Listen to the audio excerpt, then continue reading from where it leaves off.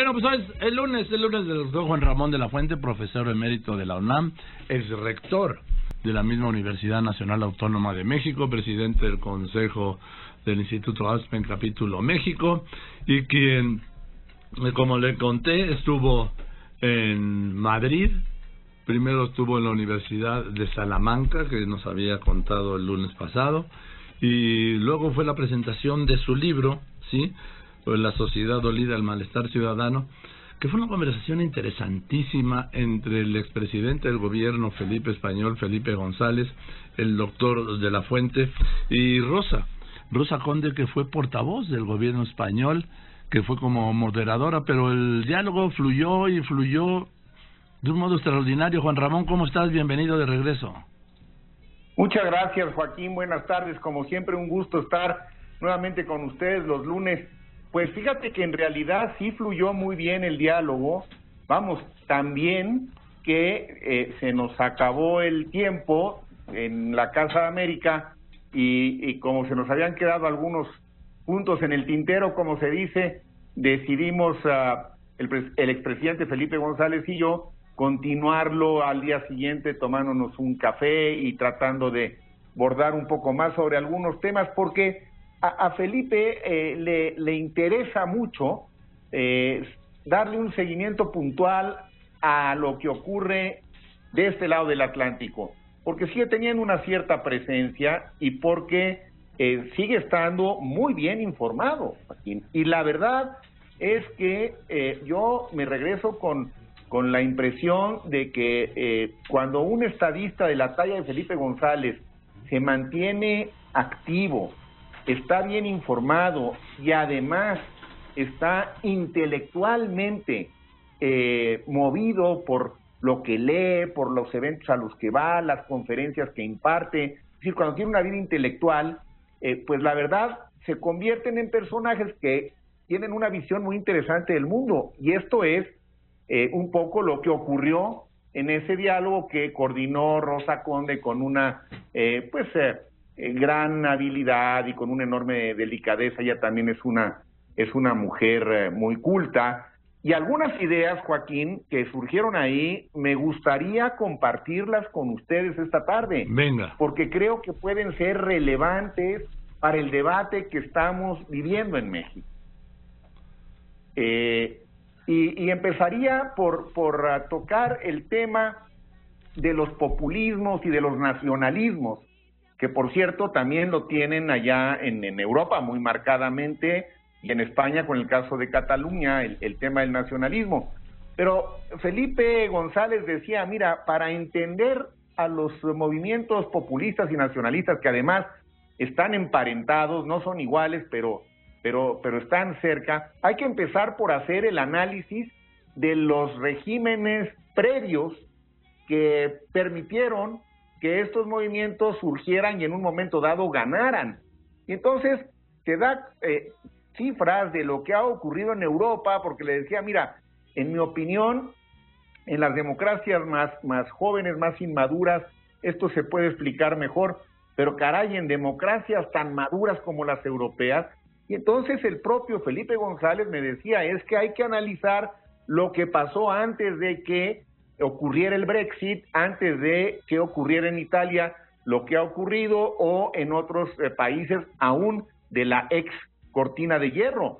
Dijo, el fundamento de Europa, la razón que había detrás de la idea de una Unión Europea fuerte era el acuerdo colectivo de que trabajaríamos todos los países en Europa sobre la línea de una economía social de mercado. Y en algún momento, fíjate la importancia, no de un vocablo, sino de lo que implica. En un momento se perdió lo social. En un momento, dice Felipe González, la arrogancia tecnocrática hizo que se olvidara Europa de la cohesión social, y al olvidarse de la cohesión social se generaron las condiciones para que tuvieran auge movimientos como el que llevó al Reino Unido a votar su salida de la Unión Europea, o algo que al propio Felipe González también le parece absolutamente insólito, lo que ha ocurrido en Italia, en donde la extrema derecha y la extrema izquierda se ponen de acuerdo, pero se ponen de acuerdo para acabar con el régimen político, para acabar literalmente con el esquema de gobierno italiano. Bueno, si eso ocurre en democracias como las europeas, pues cómo no iba a ocurrir en algunos otros lados, incluido desde luego los Estados Unidos. No obstante, Joaquín, Felipe González se dice y se reafirma como un defensor de la democracia representativa, es decir, porque parte de los temas y que tienen que ver con lo que decíamos en el libro es que los ciudadanos ya no nos sentimos representados en los congresos o en los parlamentos. Y Felipe González sostiene que a pesar de ello, la democracia representativa sigue siendo la menos mala de todas las organizaciones democráticas. Está muy en contra de la democracia participativa. Está muy en contra porque dice la democracia participativa acaba convirtiéndose en un espacio de los activistas. Es un poco como el asambleísmo universitario, donde al final los que toman las decisiones son los que se quedaron hasta el final de la asamblea y pueden acabar siendo unos cuantos. Son los que votan. Ahora, los que votan. Entonces dice, de todas maneras, la democracia representativa, lo que tiene que volver a retomar, en opinión de Felipe González, y coincido con él, es que tienen que volver a tomar la idea de parlamentar.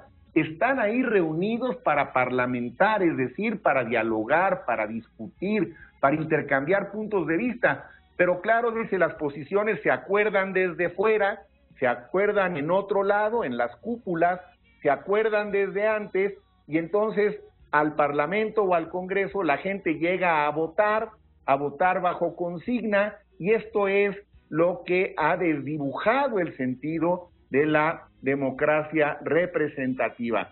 Pero de cualquier forma, él es muy enfático, y yo, la verdad, empecé defendiendo más la democracia participativa, y poco a poco en este ir y venir de ideas me fui convenciendo de que sí tiene de todas maneras bondades mantener la idea de los espacios de representación. Las cámaras sería el caso en nuestro país, los parlamentos, los congresos en otras democracias, y desde luego alerta de lo que él define como el furor mediático, que es esta idea de que de repente pues viene una fuerte presión mediática para que en esos espacios se tomen decisiones sobre algún tema en particular, y precisamente por no parlamentar, por no discutir, por no dialogar, se toman decisiones al vapor que habitualmente no conducen a la solución de los problemas. Se requiere, dice el presidente Felipe González, de una innovación disruptiva para reorganizar el sistema democrático. Y dice, creo que también con razón, en este mundo donde hay muchos líderes sin liderazgo, que los líderes tienen que atreverse. Y nos dice algo que me parece muy, muy interesante. Dice, mira, uno se puede equivocar cuando toma decisiones. No es tan grave si uno las reconoce, pero en realidad el problema es cuando los líderes se equivocan y no lo reconocen. Y él pone dos ejemplos, hace énfasis en dos ejemplos, uno que tiene que ver con la importancia de esa innovación disruptiva, y dice, ve lo que ha hecho Juan Manuel Santos en Colombia, se puso a dialogar con las Fuerzas Armadas Revolucionarias de Colombia, pacificó a su país. Por supuesto hay muchos temas pendientes, pero el esfuerzo de pacificación del presidente Santos no puede ser subestimado. Ese tipo de innovaciones son necesarias. Y claro, pone como ejemplo de errores que se cometen, en los que subraya, no tiene nada de malo equivocarse.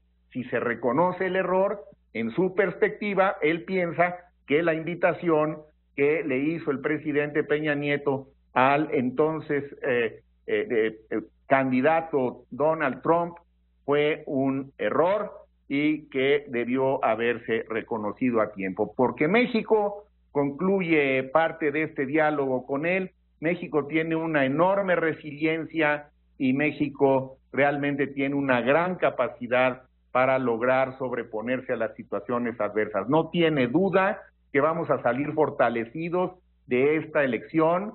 Reitera que no hay por qué tenerle miedo a la democracia y acaba diciéndonos algo que me parece que otra vez viene muy a cuento para lo que tenemos enfrente. Dice, mira, en una democracia el ciudadano se puede equivocar. Vamos, el ciudadano tiene derecho a equivocarse.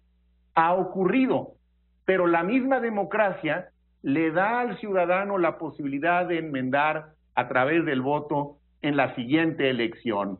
No nos dice, como otras personas, no pretende decirnos por quién hay que votar o por quién no hay que votar. Es muy respetuoso en todo eso, desmiente algunas declaraciones que se le atribuyen en redes sociales que él no hizo y acaba diciendo con una enorme convicción que entre el 1 de julio y el 1 de diciembre, para quien gane la elección en este país, ve un camino que nos puede fortalecer a todos. Es el camino del diálogo, es el camino de la reconciliación. Bueno, pues ya estamos cerca de la elección, Joaquín. Las encuestas se mueven poco, todavía seguramente se van a mover, pero no es mala idea, que a un poco más de un mes de la elección empecemos ya a tener en cuenta qué vamos a hacer a partir del 2 de julio.